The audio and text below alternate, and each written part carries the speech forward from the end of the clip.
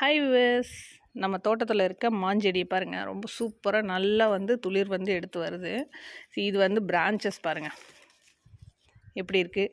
நல்லா ஒரு 6 கிளை வந்திருக்கு. இந்த 6 கிளையிலையுமே அடுத்தடுத்து ஒரு 3 கிளை வரணும் அப்படின்றதுக்காக நான் என்ன பண்ண போகிறேன் அப்படின்னு பார்த்தீங்கன்னா, இங்கே பாருங்கள். ஆல்ரெடி இங்கே ஒரு துளிர் வரும்போது இதை உடச்சி விட்டுட்டேன். அதுக்கு மேலே இந்த மாதிரி வருது.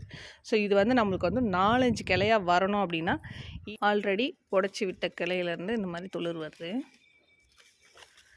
இப்போ இது பெண்டாக போகுது பாருங்கள்.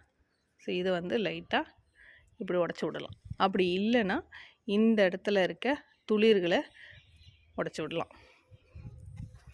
இங்கே பாருங்கள். இந்த மாதிரி உடச்சி விட்டிங்கன்னா இந்த கிளை நல்லா இந்த மாதிரி பிரான்ச்சஸ் அதிகமாக வரும்.